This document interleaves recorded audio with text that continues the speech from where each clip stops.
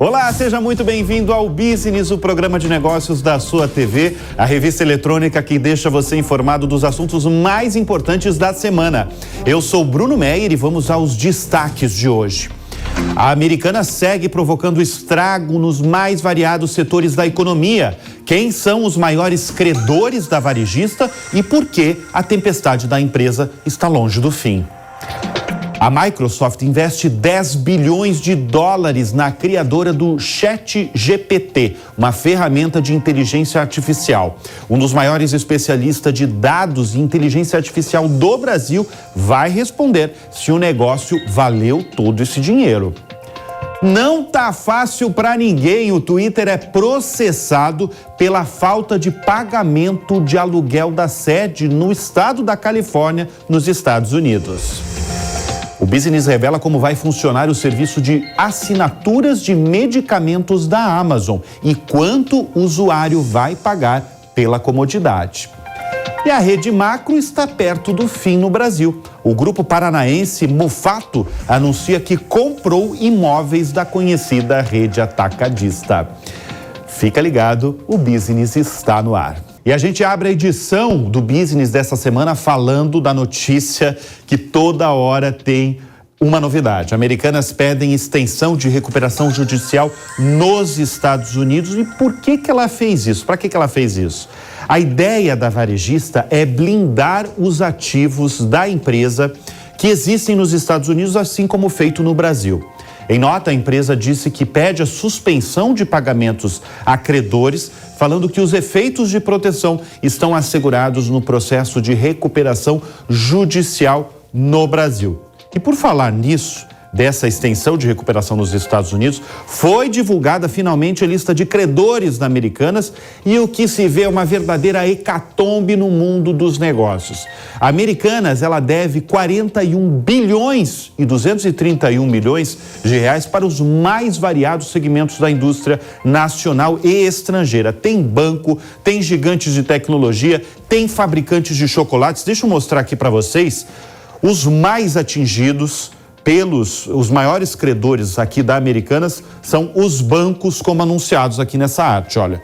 Em primeiro lugar, o Deutsche Bank, com uma dívida aí, tem a receber da Americanas 5 bilhões e 200 milhões de reais. Em segundo lugar, o Bradesco, banco privado brasileiro, muito conhecido no país, 4 bilhões e 800 milhões de reais. Santander em terceiro lugar, 3 bilhões e 650 milhões de reais. Aí tem o BTG Pactual, Banco Votorantim, Itaú, o Safra e a estatal Banco do Brasil. Vamos passar para outro setor aqui, que são as gigantes de tecnologia. Em primeiro lugar tem a Apple, hein? A gigante americana comandada por Tim Cook tem a receber, né? 98 milhões de reais.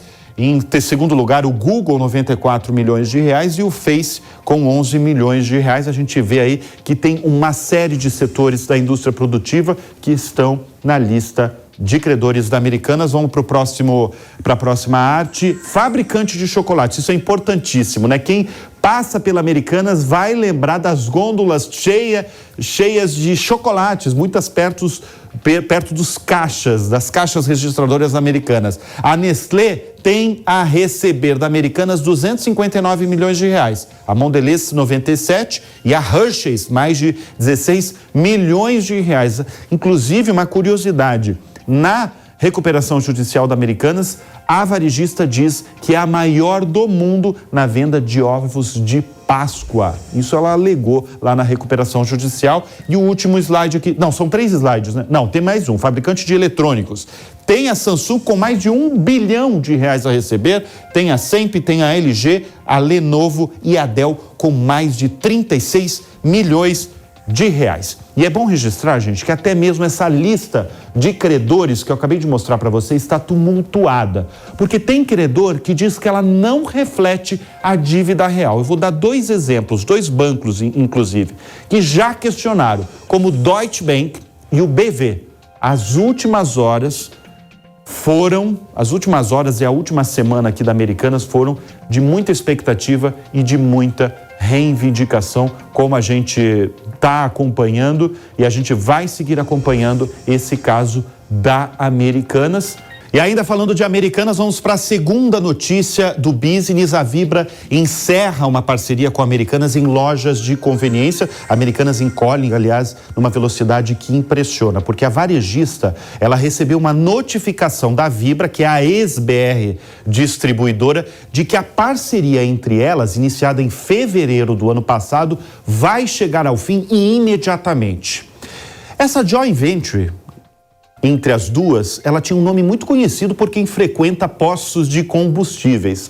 Ela se chamava Vem Conveniência e a parceria visava cuidar de todas as lojas de conveniência local e a BR Mania dentro e fora dos postos de combustíveis. Hoje, são 1.300 lojas com as marcas, o equivalente a 36% do total de 3.601 lojas da Americanas. E agora uma curiosidade, a Vibra, ela tem como presidente do Conselho de Administração o executivo Sérgio Rial, aquele mesmo nome que ficou nacionalmente conhecido depois de anunciar o rombo contábil na ordem de 20 bilhões de reais no último dia 11 de janeiro. E ainda seguindo com o caso Americanas, vamos para a terceira notícia, porque os donos das Americanas falam que não sabiam do rombo bilionário. Os empresários Jorge Paulo Lemann, Marcel Teles e Beto Sicupira falaram pela primeira vez sobre o caso Americanas. Os empresários, que são sócios majoritários da Americanas, enviaram uma carta aberta separada em 8 pontos. Eu destaquei, aliás, os 3 principais pontos dessa carta pública. Em primeiro lugar, eles falam o seguinte: jamais tivemos conhecimento e nunca admitiríamos quaisquer manobras ou dissimulações contábeis da companhia. Assim como todos os demais acionistas, credores, clientes e empregados da companhia, nós acreditávamos firmemente que tudo estava absolutamente correto. Nós reafirmamos o nosso empenho em trabalhar pela recuperação da empresa com a maior brevidade possível. São vários pontos aqui, eu destaquei 3. O 7º, aliás, foi um dos mais chamativos também, porque o trio diz que lamenta profundamente as perdas sofridas pelos investidores e credores e, assim como todo mundo que investiu na varejista, e teve muita pessoa física que investiu, eles também tiveram prejuízos como acionistas depois da descoberta do rombo. E chamou atenção, por quê? Porque o Lemann, o Teles e o Sicupira, esse trio aqui, eles estão no topo na lista dos homens mais ricos do Brasil. Só a fortuna de Lemann, esse aqui no meio, até o fim do ano passado, era estimada em 72 bilhões de reais, segundo a Forbes. Os 3, eles vinham sendo pressionados a se posicionar. A carta pública foi divulgada depois da entrada de um escritório de gestão de crise tomar conta do caso Americanas. E a Americanas, ela foi comprada pelo trio em 1982, quando os 3 ainda eram, eles ainda eram parte do Banco Garantia. Atualmente, por meio da holding 3G, os empresários controlam empresas muito grandes, como a maior cervejaria do mundo, a AB InBev, e a rede de fast food Burger King, além, é claro, da Americanas, que agora se encontra em recuperação judicial. E agora chega de Americanas, né? Porque a gente ainda vai falar muito de Americanas. Vamos para uma outra notícia, porque o Grupo Mufato compra 16 lojas e 11 postos de combustíveis da Macro. O Mufato é uma poderosa marca do Paraná, é a 6ª maior rede, aliás, rede de supermercados do país. O que ela quer com isso? Ela quer ampliar a atuação no Sudeste, no varejo alimentar em São Paulo e expandir a operação no interior do estado de São Paulo, o maior mercado consumidor do país. Quem diz isso é o Ederson Mufato, que é diretor do grupo. O executivo ainda fez questão de afirmar: nós reiteramos a nossa confiança no Brasil. Agora a expectativa é que o Mufato modernize as lojas compradas. Essa, aliás, é uma marca do grupo que lançou recentemente o primeiro supermercado autônomo do país em Curitiba. Ou seja, um mercado sem caixas para pagar, onde o consumidor escolhe os produtos e realiza o pagamento de forma autônoma no celular. Esse é um desfecho de uma história que vem se arrastando há meses, que é a venda da Rede Macro, que agora quer encerrar de vez as operações no Brasil, depois de 50 anos de presença no país. A Rede Macro é controlada pelo grupo holandês SHV e ficará com apenas 8 lojas no Brasil, depois dessa venda para o Mufato. Vamos para a próxima notícia do business aqui, porque essa notícia aí pegou muita gente de surpresa. O Twitter sofre ação judicial por não pagar aluguel de escritório. Não está fácil para ninguém, nem mesmo para a empresa de Elon Musk, porque a empresa, a rede social, parou de pagar o aluguel da sede em São Francisco, na Califórnia, nos Estados Unidos, de acordo com uma ação movida pelo proprietário do imóvel. O locador afirma que o Twitter simplesmente não pagou 2 parcelas de mais de 3 milhões e 400 mil dólares em aluguéis que venceram em dezembro e em janeiro. Isso está, segundo, no processo impetrado na Corte Superior de São Francisco. Vamos lembrar, após comprar o Twitter em outubro de 2022, um dos acordos aí mais controversos do ano passado, foi gasto aí 44 bilhões de dólares. Elon Musk demitiu metade dos funcionários e foi direto. Ao justificar os cortes, ele disse que não teve escolha a não ser reduzir a força de trabalho da empresa, já que o Twitter perde mais de 4 milhões de dólares, mais de 20 milhões de reais por dia. Agora o Twitter, na verdade, enfrenta um novo capítulo, a inadimplência do aluguel da sua corporação. Vamos aguardar aí as próximas cenas do Twitter sob a gestão de Elon Musk. Vamos para a próxima, ainda falando de Elon Musk, né? Elon Musk sempre presença cativa aqui no business. Vamos falar de Tesla, porque o lucro da Tesla supera estimativas no quarto trimestre. A empresa apresentou lucros bem acima do esperado no último trimestre, o quarto trimestre de 22, o que sinaliza aí uma força ao recente questionamento que a empresa tem passado sobre a real demanda de consumidores pela linha de veículos totalmente elétricos da montadora. A fabricante de veículos de Elon Musk registrou lucro de 3 bilhões e 687 milhões de dólares no quarto trimestre de 2022, um crescimento de 59% em relação ao mesmo período de 2021. E as entregas na Tesla no ano passado foram bem, hein? Totalizaram cerca de 1 milhão e 310 mil carros elétricos, um recorde para a empresa, depois que a montadora iniciou a produção nas novas fábricas em Austin, nos Estados Unidos, e Brandenburgo, na Alemanha. Vamos girar o assunto agora falando de gigantes ainda de tecnologia, porque a Amazon vai investir 35 bilhões de dólares em centros de dados, são os chamados data centers, isso até 2024. Os investimentos vão se concentrar no estado da Virgínia, onde a energia é relativamente barata e o governo concede incentivos fiscais. Essa ação da Amazon deve criar cerca de 1.000 empregos no estado, onde está localizado o centro mais importante da Amazon Web Services, a AWS, onde dezenas de centros de dados alimentam os aplicativos de clientes nos Estados Unidos. Você pode perguntar, né? O que é essa AWS? Ela é a maior fornecedora de computação em nuvem do mundo. Ela vende poder de processamento e serviços de software para governos e também para empresas.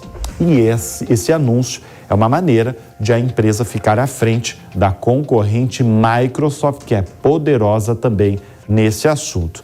E ainda falando de Amazon, teve uma grande novidade aí essa semana da Amazon, porque ela iniciou um serviço de assinatura de remédios nos Estados Unidos. Ele vai se chamar RxPass. O serviço ele vai permitir que os pacientes, que os clientes, na verdade, solicitem medicamentos genéricos que tratam mais de 80 problemas de saúde comuns e por apenas $5 por mês. Esse é o valor fixo, ou seja, por $5, o cliente pode receber em casa o remédio diário aí de pressão alta, má digestão ou até um antialérgico. Neste valor também está incluso a taxa de entrega. Mas agora é importante, hein? O serviço só vale para membros Prime e para ser esse membro você precisa pagar $139 por ano. Essa é uma das grandes sacadas da Amazon. Você precisa ser mais um cliente premium deles, pagar uma assinatura anual. A empresa, com isso, quer cada vez mais atrair clientes que pagam essa tarifa exclusiva para ter uma variedade de produtos e serviços.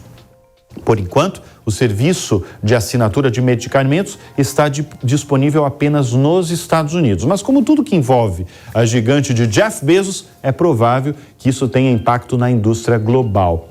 A Amazon, ela tem ampliado aí o braço de negócios em saúde. Em julho de 2022, ela comprou a One Medical, uma plataforma que oferece consulta online e presencial e atua em todo o território dos Estados Unidos. O cliente paga também uma taxa de assinatura para acessar os médicos e serviços de saúde digital. O negócio, aliás, foi caríssimo. A Amazon pagou mais de 3 bilhões, quase 4 bilhões de dólares. Pagou 3 bilhões e 900 milhões de dólares, foi a terceira maior aquisição da história da empresa. E no comunicado, a Amazon diz que saúde é um dos setores que mais precisa se reinventar em todo o mundo e este é o objetivo da companhia com essa aquisição.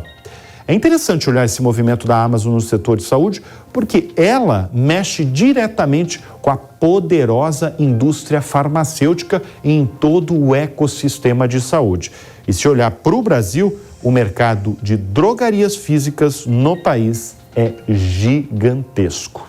E agora vamos falar de uma outra gigante de tecnologia. Vamos para a próxima notícia do business, porque a Microsoft vai investir 10 bilhões de dólares, de acordo com pessoas familiarizadas com o assunto, ao longo de vários anos na OpenAI, que é uma espécie de laboratório pioneiro de pesquisa em inteligência artificial por trás do ChatGPT, um dos serviços de inteligência artificial mais populares e avançados do mundo. Em 2019, aliás, a Microsoft já tinha investido 1 bilhão de dólares na OpenAI. O ChatGPT está ficando muito conhecido, virou sensação na internet quando foi lançado em novembro, atraindo 1 milhão de usuários em menos de uma semana.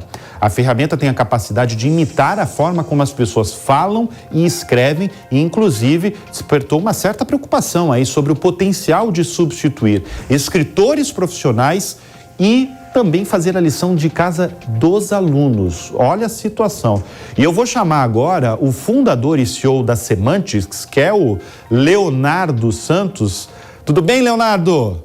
Tudo bem, Bruno? Olha, eu chamei o Leonardo porque a Semantics, que ele fundou, é uma empresa brasileira, líder em dados e inteligência artificial, que em 2022 se tornou a primeira empresa brasileira puramente de tecnologia a chegar à Nasdaq, a Bolsa de Tecnologia de Nova York, avaliada em 1 bilhão de dólares. E o Leonardo, ele entende, para mim, é o maior especialista de inteligência artificial do país. Leonardo, por que a Microsoft fez um investimento tão pesado como esse, investindo 10 bilhões de dólares numa empresa aí, na criadora do ChatGPT para inteligência artificial? Por que ela fez isso?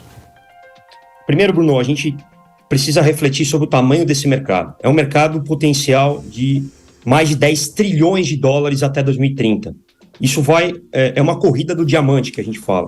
Isso vai abrir uma série de oportunidades do uso da inteligência artificial. E sem dúvida nenhuma, a gente não está mais falando de um diferencial competitivo, e sim de uma sobrevivência para essas grandes organizações. Principalmente uma Microsoft, no qual vende tecnologia para os principais players e principais indústrias do mundo. Isso vai trazer essa camada semântica e essa camada de inteligência artificial para qualquer um, como eu, como você, utilizar essa solução. Então, o ChatGPT conseguiu eliminar essa complexidade que está por detrás de todas essas ferramentas, de todas essas plataformas, de todo esse aprendizado de máquina em cima desses dados para um usuário comum, como eu, como você. Agora, você imagina uma Microsoft com uma capilaridade global que ela tem, uma série de produtos, plataformas, ela inserir esse uso dessa tecnologia para usuários comuns, como nós, na utilização. sem dúvida nenhuma, é um mercado, ela se torna uma grande vantagem competitiva e acelera muito ela nesse posicionamento dessa corrida, desse diamante, desse mercado potencial até 2030 de acordo, então, 10 trilhões. Bem, de acordo, então, com a tua análise aí, essa é a minha próxima pergunta mesmo. Quer dizer, vale tudo isso, esses 10 bilhões de dólares, que é muito dinheiro, valeu o negócio, então? É uma ferramenta e uma tecnologia muito valorizada no momento, Bruno. Como você comentou, além de textos, além de imagens, você pode utilizar essas tecnologias para muitas outras aplicações. E, principalmente, não só para as empresas, mas também para os usuários na ponta. Você pode imaginar a Microsoft colocando essa tecnologia dentro do Windows, dentro da sua plataforma de data centers, como é o Azure, quer dizer, que é o maior crescimento de negócio hoje da Microsoft. Então, você tem um potencial gigantesco no uso dessa tecnologia, não só para novos produtos, mas também para o uso nos próprios produtos existentes da Microsoft. Agora, o ChatGPT, eu falei um pouquinho do que ele é, né? Tem gente que nunca ouviu falar porque ele é muito recente. E ele está causando muita reflexão, né, Léo?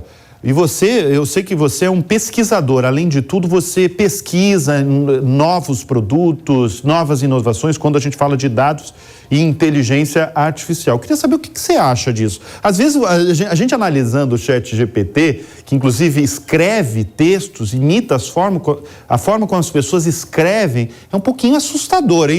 Eu queria te ouvir aí, qual que é a tua opinião do ChatGPT, que de certa forma é revolucionário para algumas áreas, mas eu acho, sinceramente, um pouco assustador o que ele é capaz de fazer, hein? É uma ferramenta muito promissora. Ela já tem uma base de aprendizado muito robusta, que pode ser usada por diversas aplicações, como gerar códigos, artigos, escrever, previsões, como você mesmo colocou, né? E, óbvio, para um mundo muito novo que está cada vez vindo. Para você ter uma ideia, é possível você colocar essa tecnologia para desenvolver novos códigos. E isso, para o meu mundo, por exemplo, de tecnologia, é riquíssimo. Então, são coisas que representam o futuro, não só do meu negócio, mas de todos os negócios. E, sem dúvida nenhuma, o ChatGPT é uma aplicação muito forte que potencializa de uma forma muito rápida para todos essa capacidade que ela tem de aprender, de se explorar e de criar novos produtos. E, sem dúvida nenhuma, deve ocupar um cenário no mercado corporativo e também de todos os usuários e todos como nós. Agora que a Microsoft fez esse importante investimento aí de 10 bilhões de dólares em inteligência artificial, logo no começo de 2023, eu imagino que outras gigantes de tecnologia devem seguir aí, copiar e mais investimento em inteligência artificial, né? O que é curioso, porque no segundo semestre de 2022 teve uma onda de demissões, esse ano também, mas é um sinal de que mesmo com demissões de muitos profissionais nas gigantes de tecnologia, elas vão seguir investindo pesado e pelo que está caminhando em inteligência artificial, né, Leonardo? Sem dúvida. Hoje você tem muito claro o uso de computação em nuvem. O próximo passo é a geração de valor em cima dos dados. E, sem dúvida, a matéria-prima para a inteligência artificial são os dados. E esses data centers, essas companhias globais de tecnologia, colocam a inteligência artificial como esse próximo investimento. Não só investimento em tecnologia, mas também, óbvia, capacitação.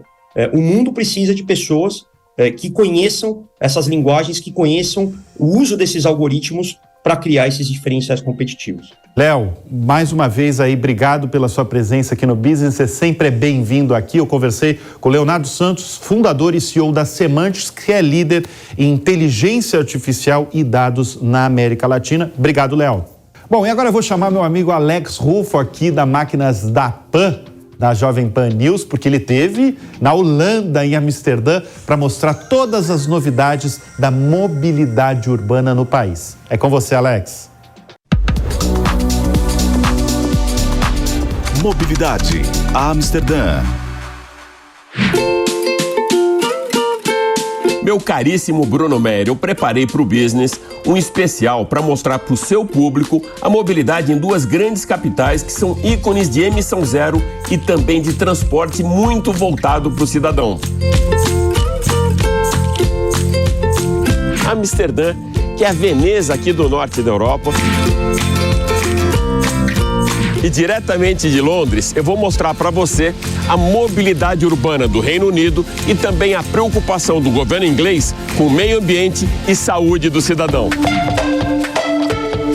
Líder no continente europeu na eletrificação do transporte público, Amsterdã é referência global com soluções de mobilidade inteligente e preservação do meio ambiente com histórico sustentável que integra seus diferentes modais de transporte.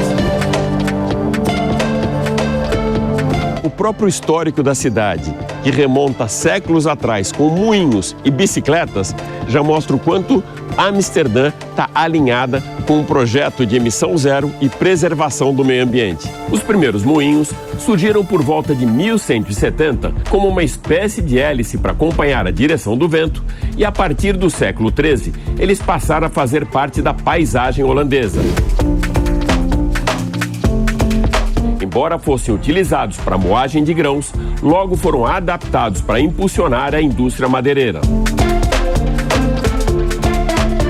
A bicicleta, maior símbolo de mobilidade urbana da Holanda, teve um upgrade no pós-guerra e trouxe um aumento significativo de ciclistas pelas ruas da cidade, que hoje utilizam 400 quilômetros de faixas exclusivas de maneira segura, rápida, eficiente, limpa, silenciosa e econômica. Um meio de transporte ícone da capital holandesa e totalmente alinhado com o mindset do cidadão.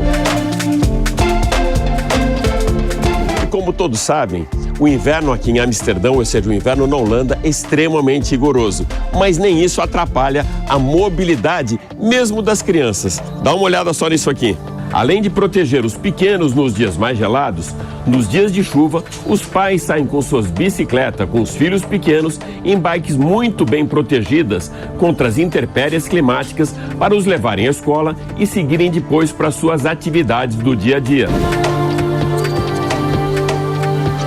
E uma curiosidade, a quantidade de bikes aqui em Amsterdã é maior do que a quantidade de habitantes. Mas nem isso faz só das bikes a única mobilidade de transporte. A cidade de Amsterdã tem uma mobilidade muito inteligente em evolução que acompanha a mesma evolução tecnológica. Isso não vale só para as bikes. As bikes já estão se transformando em bikes elétricas, os barcos também com muita eletrificação, carros, muitos pontos também de recarregamento, que é importante nesse momento, uma infraestrutura, mas além disso você ainda tem os bondes elétricos, os ônibus que tem tanto elétrico quanto os híbridos, transporte de trem perfeito aqui no país e, lógico, aquele transporte fluvial com os barcos. O tram, ou bonde 100% elétrico, divide com as bikes o protagonismo de emissão zero de Amsterdã e liga a cidade com muita eficiência e rapidez. São aproximadamente 200 bondes que circulam com ótima frequência por 14 linhas para cobrir o mapa urbano completo de transporte. Priorizando a segurança de pedestres, a GVB, Companhia Municipal de Transporte, trabalha atualmente com propostas para um fornecimento de sistema de alerta de colisão através de câmeras e radares com aviso sonoro para evitar acidentes com cidadãos que circulam próximo dos trams.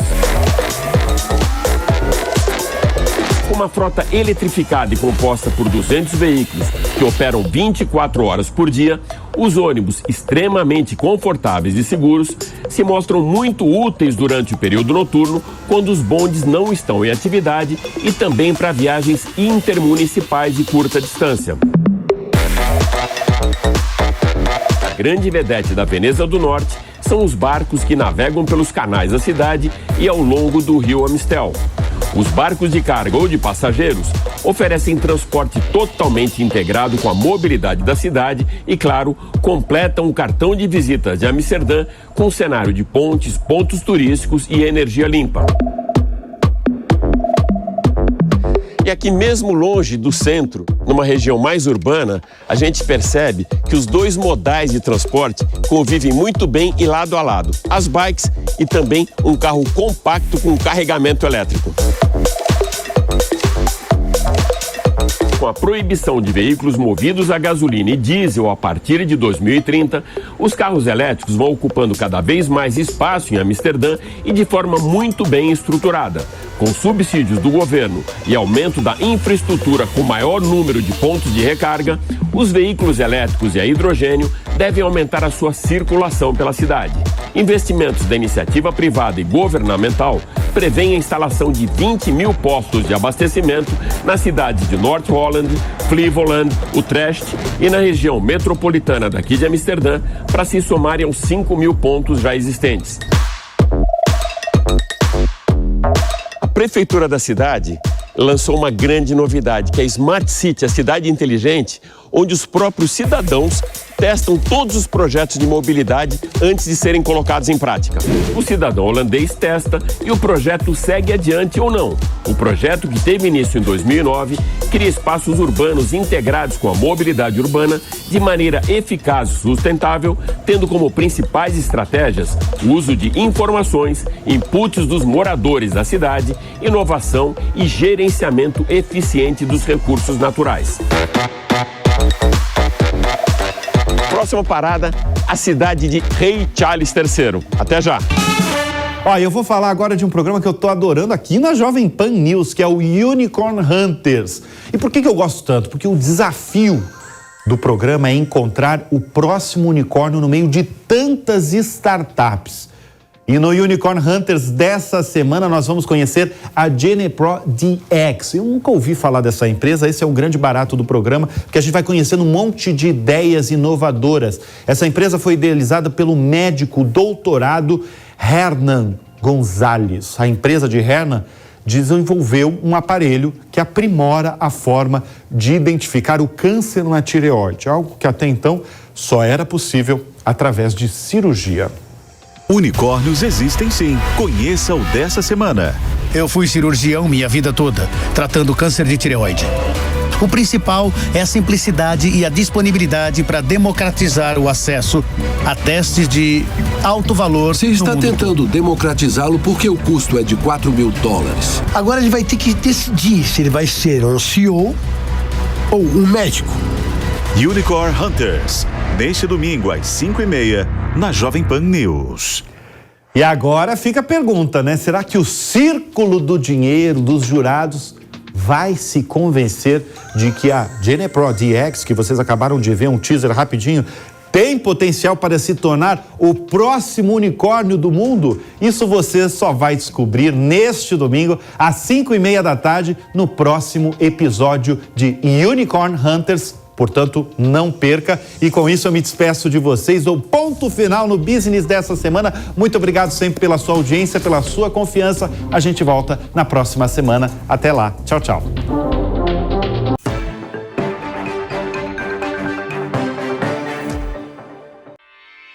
Realização Jovem Pan News.